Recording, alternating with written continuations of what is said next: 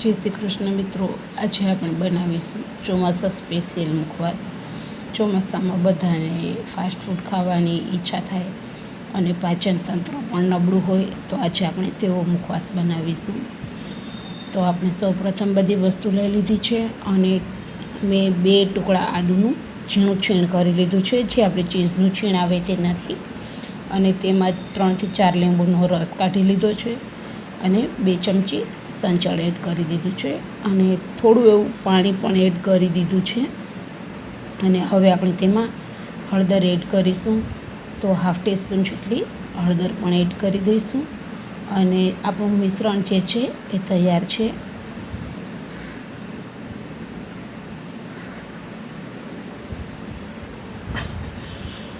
હવે આપણે બધી વસ્તુમાં એ મિશ્રણને એડ કરી અને મિક્સ કરી લઈશું. તો અજમા છે 1/4 કપ, કાળા તલ છે 1/4 કપ,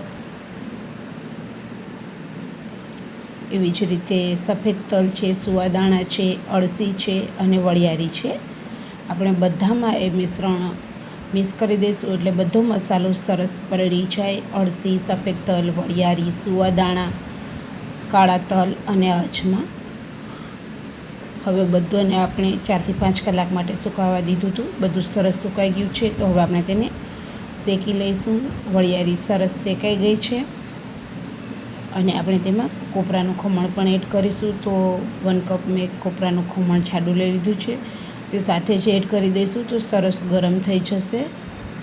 હવે આપણે તેમાં 1 કપ ધાણાદાળ પણ એડ કરી દઈશું અને અળસી પણ સરસ શેકાઈ ગઈ છે, તો અળસી પણ એડ કરી દઈશું.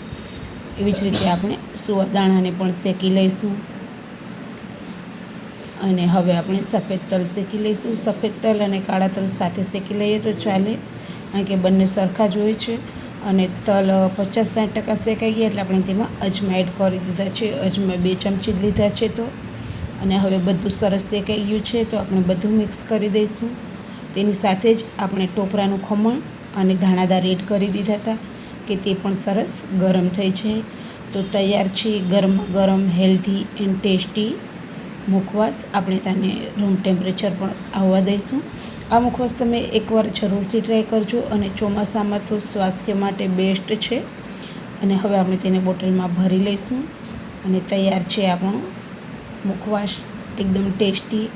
એકવાર જરૂરથી ટ્રાય કરજો. આ મુખવાસ નાના મોટા બધાને માફક આવશે અને અત્યારનું જે વાતાવરણ છે તેના માટે તો ખાસ. જય શ્રી કૃષ્ણ. Thank you.